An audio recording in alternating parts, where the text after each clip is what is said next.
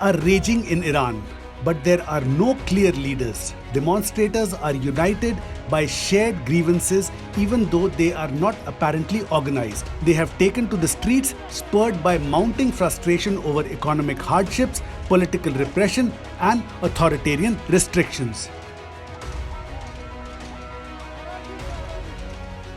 Amid the turmoil, the voice of nation's exiled Crown Prince Reza Pahlavi has emerged.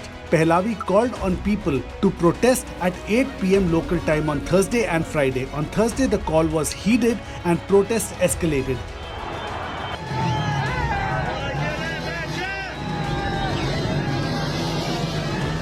How people respond to his call on Friday will serve as the first real test of Pahlavi's influence. At least 39 deaths and over 2,260 arrests have been made during the unrest. Several protests were heard raising slogans in support of former Shah, Pahlavi's father. The Shah left Iran just days ahead of the 1979 Islamic Revolution.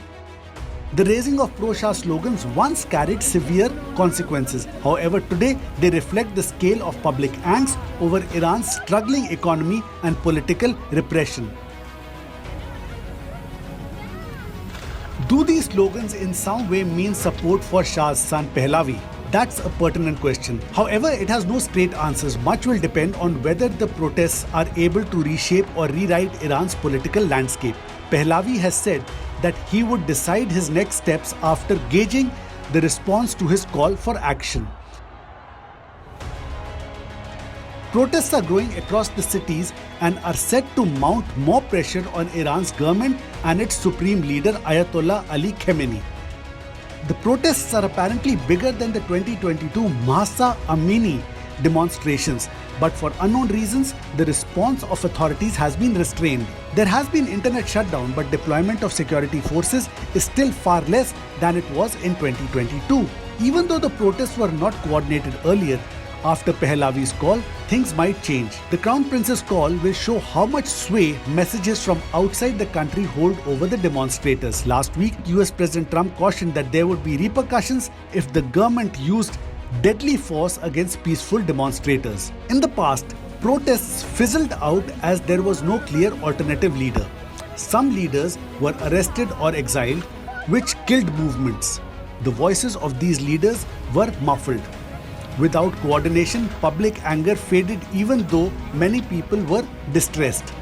The lack of a recognized leader went a long way in nipping many protests in the bud. However, this time, with Pahlavi throwing himself into the spotlight, the protesters are likely to sustain their campaign. He could emerge as a unifying political figure amid the unrest. On Thursday, people chanted, "Death to the dictator" and "Death to the Islamic Republic." Many even raised slogans in support of former monarchy. But does it mean support for Pahlavi? In a statement, Pahlavi said, and I quote, "Great nation of Iran, the eyes of the world are upon you. Take to the streets and, as a unified front, shout your demands," unquote. He warned the government, and I quote again, "I warn the Islamic Republic, its leaders and the Revolutionary Guard that the world and President Donald Trump are closely watching you. Suppression of the people will not go unanswered," unquote. His statement is one of his strongest interventions since the protests began, positioning him as a rallying voice from exile.